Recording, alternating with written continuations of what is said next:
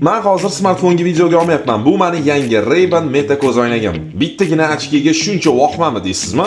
Sizda-chi? Sizda nechta? Ikkitami sizda? Bilasiz, Ray-Ban dunyodagi eng mashhur ko'zoynaklarni ishlab chiqaradigan kompaniya. Ular Instagram, Facebook, WhatsAppni birlashtirgan Meta kompaniyasi bilan kollaboratsiya qilib, o'zlarining Wayfarer hamda Headliner kabi klassik ko'zoynaklarni zamonaviy texnologiyalar bilan boyitishdi. Ko'zoynaklarning linzasi qoraytirilgan yoki shaffof variantlari ham bor. Men esa o'zim bilmagan holda ikkisi birda variantini sotib olibman. Ya'ni qorong'u vaqtda yoki bino ichkarisida ko'zoynak linzasi shaffof bo'ladi, quyoshga chiqiladigan bo'lsa, nurlardan himoyalovchi qora rangga kiradi. Ajoyiba, bitta o'q bilan ikkita quyon urilibdi. Xullas, qutisidan mana shunaqangi original charm bilan qoplangan keys chiqadi. Bundan tashqari linzalarni artish uchun maxsus mato va bir qancha qo'llanma makulaturalari. Keys maxsus akkumulyator bilan ta'minlangan bo'lib, ko'zoynakdan foydalanmagan vaqtingizda uni ichiga solib qo'ysangiz, 8 martagacha 100% dan quvvatlab beradi. Bu esa smart ko'zoynakning 36 soatgacha ishlashini ta'minlaydi. Endi asosiy fishkalarga o'tamiz. Uni smartfonga Wi-Fi orqali MetaView ilovasi yordamida bog'laysiz.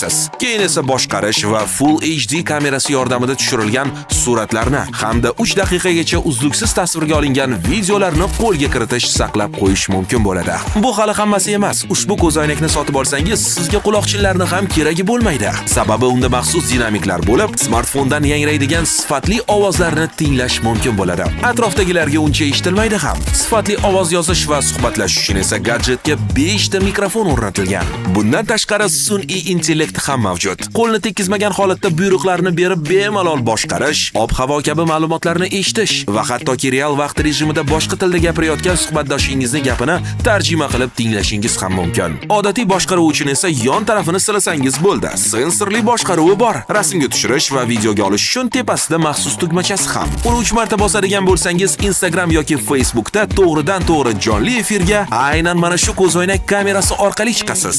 Zo'ra, xullas kamera sifatiga o'zingiz baho bering. Lekin ogohlantirib qo'yay, kamera ishga tushganida oldida maxsus LED chirog'i yonib turadi. Bu orqali esa atrofdagilar ularni tasvirga tushirayotganingizni payqab qolishlari mumkin. Xullas, orzuyimdagi Ray-Ban Meta smart ko'zoynagini Ispaniyaning Barselona shahridan taxminan 350 yevroga sotib oldim. Adashmasam O'zbekistonda 450 yevroga sotilyapti. Xo'sh, u bu narxga arziydimi yoki yo'q? Fikringizni izohlarda yozib qoldiring. Va qaysi tanishingizga mana shunday ko'zoynak kerak deb hisoblasangiz, unga videoni jo'natib qo'yishni unutmang.